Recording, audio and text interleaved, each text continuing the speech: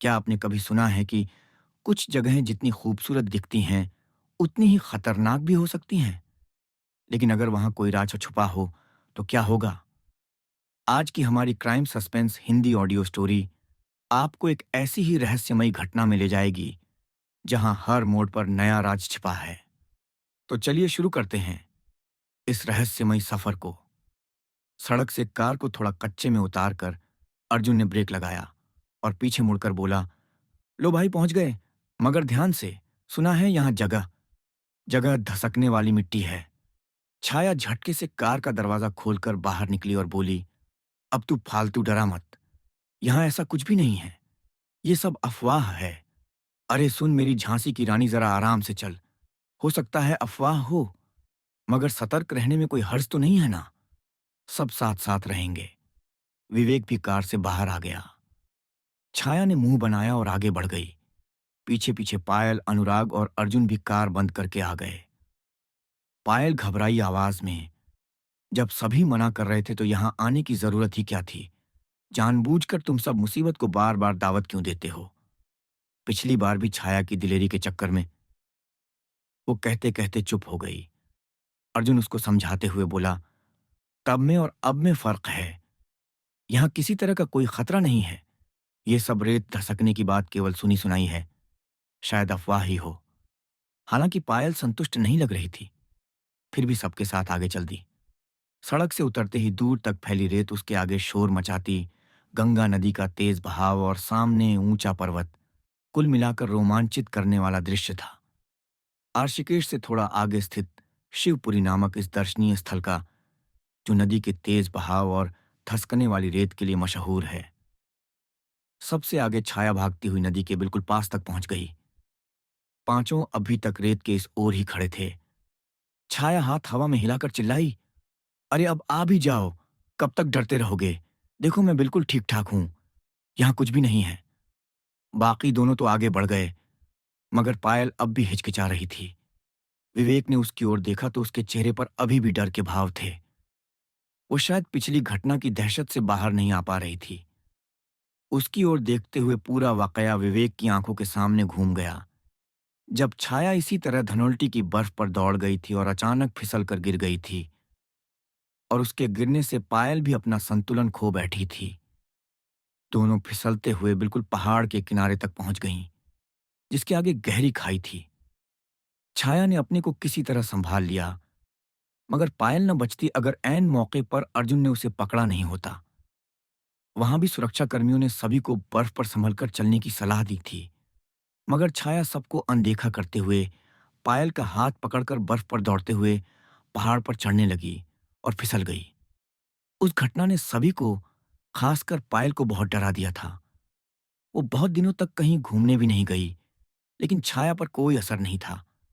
वो अब भी वैसे ही बिंदास और दिलेर थी। विवेक ने पायल का हाथ पकड़ा और उसे हिम्मत दी। घबराओ नहीं, हम सब हैं ना। चलो हिम्मत करो और आगे बढ़ो। देखो सब रेत में चल रहे हैं और कोई खतरे वाली बात नहीं है। इतने में अर्जुन भी भागता हुआ आ गया। चलना मैं हूं ना, डरने वाली कोई बात नहीं है। और वो उसका हाथ पकड़कर लगभग खींचते हुए आगे ले गया। कभी खुलकर कहा तो नहीं, मगर जिस तरह दोनों एक दूसरे से पेश आते थे और एक दूसरे का ख्याल रखते थे, उससे लगता था कि वो एक दूसरे को पसंद करते थे। दोनों हाथ पकड़ते हुए आगे आगे चल रहे थे और विवेक उनके पीछे पीछे पुरानी बातें याद करता हुआ। पांचों की मुलाकात देहरादून इंजीनियरिंग कॉलेज में दाखिले वाले दिन हुई थी। छाया के अलावा सब छोटे शहरों से पहली बार देहरादून जैसे शहर में आए थे, जो अपनी खूबसूरती और जिंदादिली के लिए मशहूर था। छाया दिल्ली से थी, एकदम बिंदास और तेज तर्रार।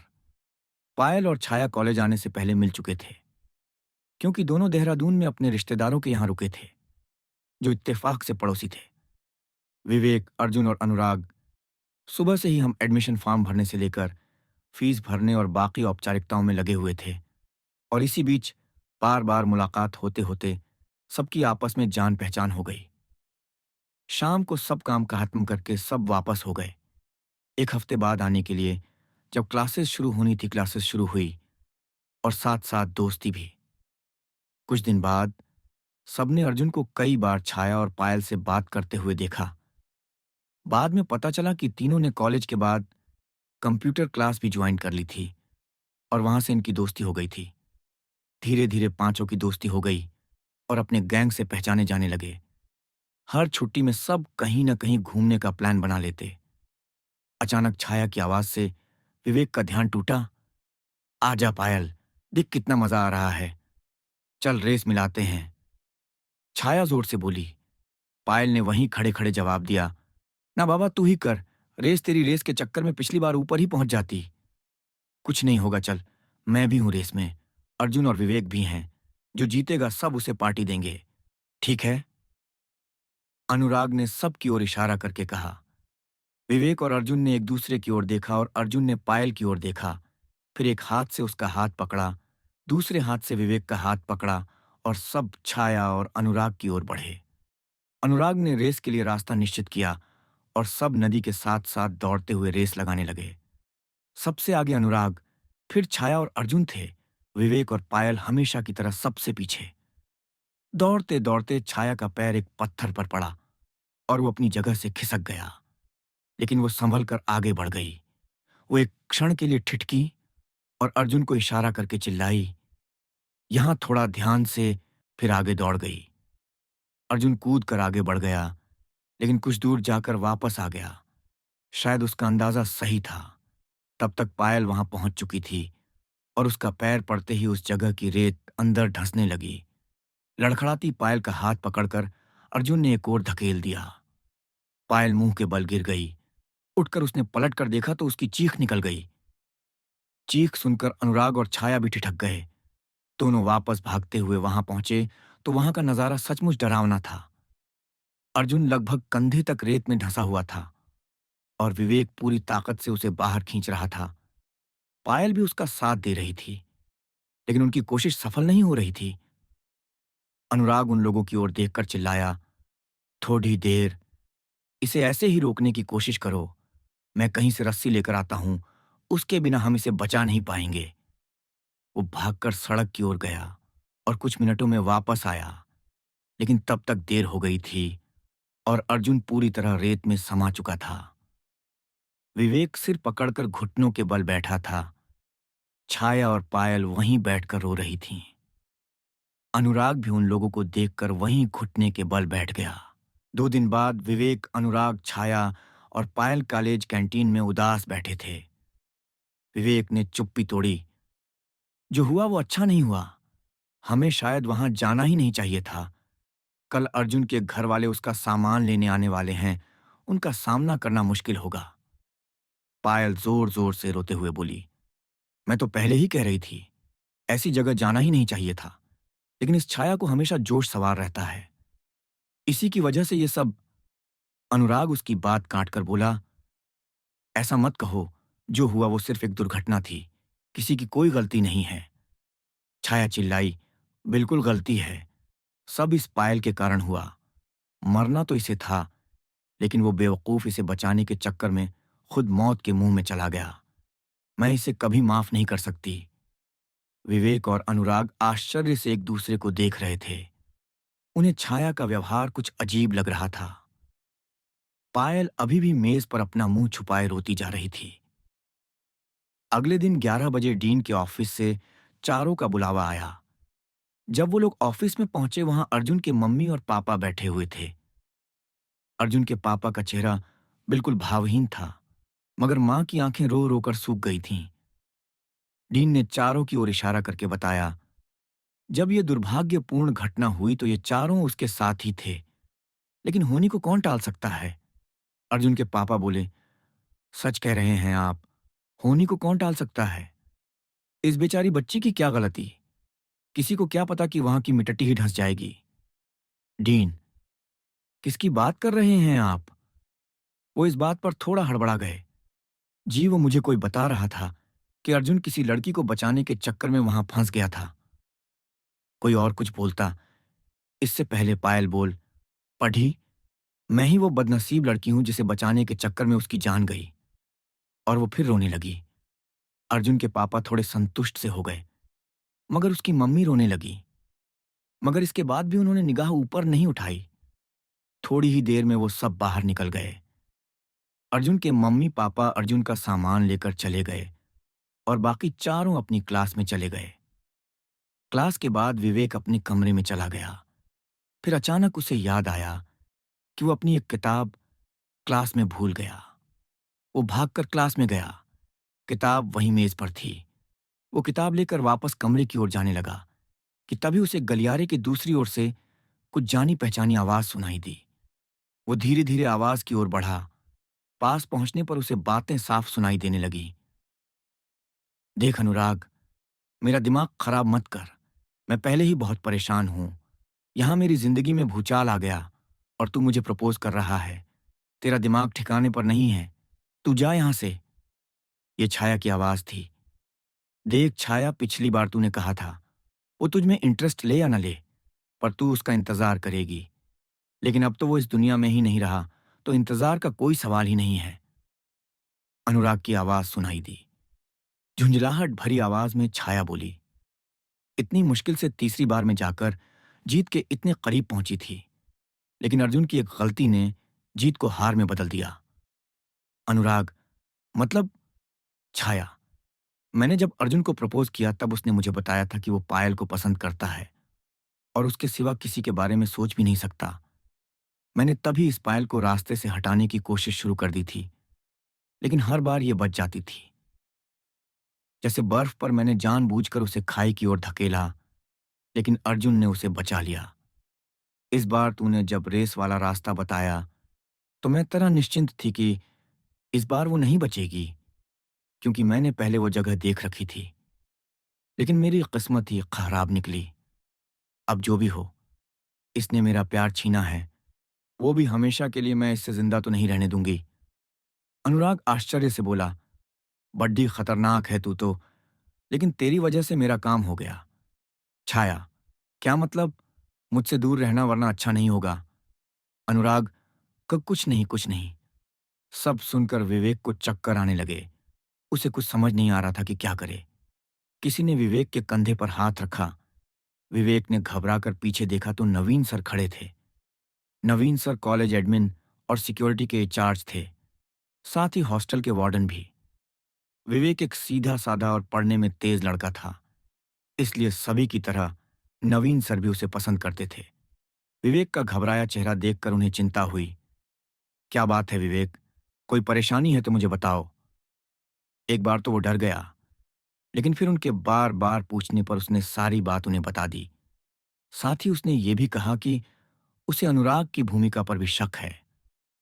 नवीन सर भी चिंतित हो गए, क्योंकि एक तरफ किसी की इंसाफ दिलाना जरूरी था, दूसरी ओर अपने ही कॉलेज के बच्चों पर इल्जाम आने से कॉलेज की प्रतिष्ठा पर भी दाग लग सकता था। नवीन सर ने उसे कमरे में जाकर आराम करने को कहा और खुद डीन के कमरे की ओर चले गए। नवीन सर ने पूरी बात डीन को बताई, जिसे सुनकर डीन का भी दिमाग कुछ देर के लिए घूम गया। लेकिन फिर दोनों ने सोच समझकर यह फैसला किया कि पहले दोनों के साथ सख्ती के साथ बात करके सच्चाई का पता लगाना पड़ेगा। अगले दिन डीन ने छाया और अनुराग को ऑफिस में बुलाया। वहां नवीन सर भी मौजूद थे।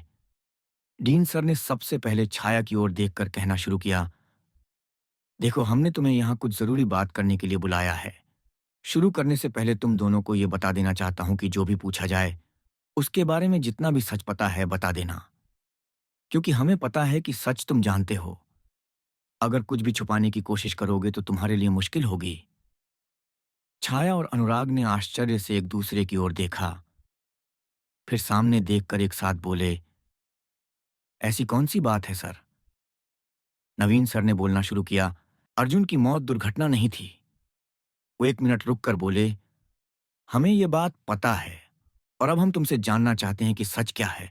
क्या हुआ था, ठीक बताओ। दोनों के चेहरे पर हवाइयां उड़ने लगी।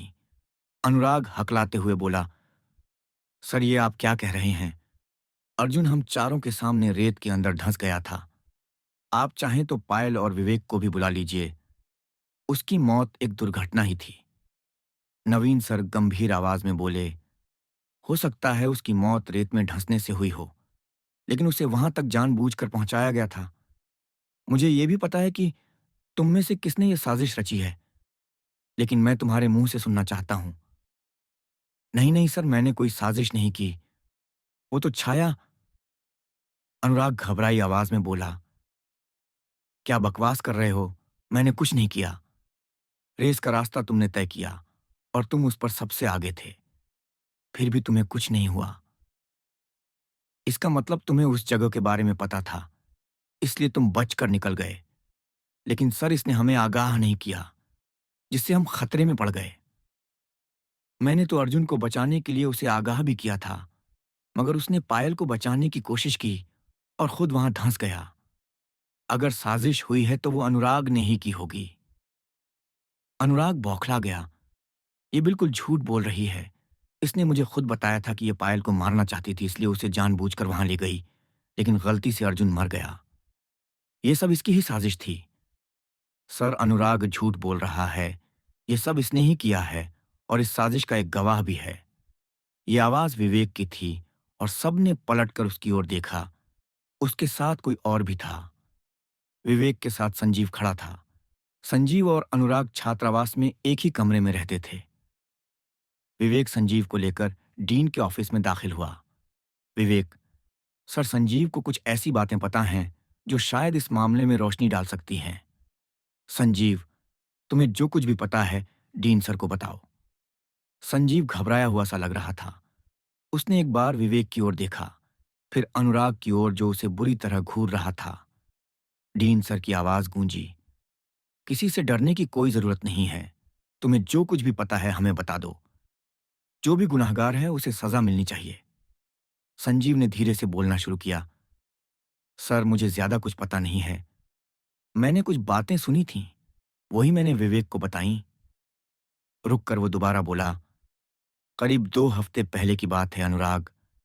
देर रात किसी से बात कर रहा था, जिसमें इसने किसी का नाम नहीं लिया, लेकिन इसने पहाड़ी नदी के किनारे रेत में ढंसने की बात की और इसने उससे यह भी कहा कि उसका काम हो जाएगा, केवल वो काम की कीमत तैयार रखे। आज जब विवेक मेरे पास आकर अनुराग की पिछली गतिविधियों के बारे में पूछ रहा था, तो मुझे ये बात याद आ गई। इससे ज्यादा मैं कुछ नहीं जानता। अभी संजीव की बात पूरी ही हुई थी कि अनुराग बाहर की ओर भागा, लेकिन दरवाजा खोलते ही सामने 2 सिक्योरिटी गार्ड खड़े थे। उन्होंने उसे पकड़ा और उसे लेकर वापस अंदर आ गए। डीन ने जोर की आवाज में कहा, तुमने भागकर सारी अटकलों को सच साबित कर दिया है, इसलिए तुम्हें मैं आखिरी मौका दे रहा हूं। सब सच सच बता दो, वरना पुलिस के पूछने का तरीका जरा अलग होता है। अनुराग रोते हुए डीन के पैरों में गिर गया। सर, मुझे बचा लो, मैंने कुछ नहीं किया है। अगर मुझे सजा हुई तो मेरे मम्मी पापा मर जाएंगे। उनके लिए ही मैं लालच में आ गया। मुझे पैसों का लालच दिया गया था, अर्जुन को मारने के लिए, और ये एक दुर्घटना लगे, इसलिए ये सब साजिश की गई। मुझे पता था कि छाया पायल से नफरत करती है और उसे मारना चाहती है। क्योंकि मैं छाया और अर्जुन के बीच की बात सुन चुका था, इसलिए मैंने ही छाया को ऐसी जगहों के बारे में जानकारी दी जहां जाकर वो पायल को मारने की कोशिश करे। और जब पायल खतरे में होगी, अर्जुन पायल को बचाने की कोशिश जरूर करेगा। और जैसे ही वो मौत के मुंह में पहुंचेगा, तो मैं थोड़ी और मदद करके अपना काम कर लूंगा। इस तरह मुझ पर कोई शक भी नहीं करेगा। मैंने जानबूझकर रेस का रास्ता ऐसा चुना जो ठीक उस जगह से जाता था जहां की रेत अंदर को धंसती है। मुझे पता था छाया भी इस जगह के बारे में जानती है, इसीलिए उसको उकसाना आसान था। छाया को लग रहा था पायल इस बार बच नहीं पाएगी, लेकिन ऐन मौके पर अर्जुन ने उसे धक्का दे दिया और खुद लड़खड़ाकर वहीं गिर गया। मैं अपनी कामयाबी पर खुश तो था, मगर कोई उसे बचने की कोशिश न कर पाए, इसलिए सबको उलझाकर रस्सी लेने चला गया। थोड़ी देर में लौटा, तब तक काम हो चुका था और मैं उस जगह मौजूद भी नहीं था जिससे मुझ पे शक नहीं जा सकता था। मैंने कभी भी उस इंसान से खुलकर बात नहीं की, जिससे कि अगर कोई बात सुने भी तो उसे पता न चले कि क्या बात हुई है। मगर न जाने कैसे विवेक और संजीव को शक हो गया। डीन सर गंभीर आवाज में बोले, लगभग सारी बातें साफ हो गई हैं, सिवाय एक बात के, वो इंसान कौन है जो तुम्हें अर्जुन को मारने के लिए पैसे दे रहा था? और वो ऐसा क्यों कर रहा था? अनुराग, सर मुझे अर्जुन के पापा ने पैसे देने की बात की थी। उन्हें ये बात पता थी कि मैं और अर्जुन एक ही लाडकी को पसंद करते हैं और वो लाड की छाया है। विवेक, तू बातों को उलझाने की कोशिश मत कर। अर्जुन के पापा उसे क्यों मारना चाहेंगे? अनुराग, मैं कुछ उलझा नहीं रहा, जो सच है वही बता रहा हूं। अर्जुन के पापा उसे इसलिए मारना चाहते थे क्योंकि वो उनका सौतेला बेटा था और 1,000 करोड़ के बिजनेस का अकेला मालिक, जो उसके असली पिता ने अपनी वसीयत में उसके नाम कर रखा था। अर्जुन की मम्मी ने अपने दोस्त और कंपनी के जनरल मैनेजर के साथ मिलकर उनकी हत्या करवा दी और उसी से शादी कर ली। शादी के बाद उन लोगों को पता चला कि सारा बिजनेस अर्जुन के नाम है, इसीलिए वो बहुत सालों से उसकी हत्या का षड्यंत्र रच रहे थे। मैं एक गरीब परिवार से हूं। मेरे पापा बहुत मेहनत करके भी मेरी पढ़ाई का खर्च मुश्किल से उठा पा रहे हैं, इसलिए मैं पैसों की लालच में आ गया और वो बोलते बोलते रो पड़ी रहा। डीन सर और नवीन सर ने एक दूसरे की ओर देखा, फिर कुछ निर्णय लिया और पुलिस स्टेशन में रिपोर्ट करवा दी। अर्जुन के पापा और मम्मी को हत्या के षड्यंत्र के लिए उम्र कैद की सजा हुई। अनुराग को गवाही देने की वजह से सजा में राहत मिली और केवल 7 साल की सजा हुई। छाया को षड्यंत्र में शामिल होने की वजह से कॉलेज से निकल दिया गया। कॉलेज में सभी को आगाह किया गया कि जो भी कॉलेज से बाहर जाएगा वो सिक्योरिटी को बताएगा कि कहाँ जा रहा है और कब तक आएगा, जिससे ऐसी किसी घटना को भविष्य में होने से रोका जा सके। अगर आपको ये कहानी पसंद आई तो लाइक, कमेंट और सब्सक्राइब करना मत भूलिए। अगर आप ऐसी और भी सस्पेंस और मिस्ट्री स्टोरीज सुनना चाहते हैं तो हमारे चैनल से जुड़े रहिए। अगली बार मिलते हैं एक और रहस्यमयी कहानी के साथ। तब तक सतर्क रहें, सुरक्षित रहें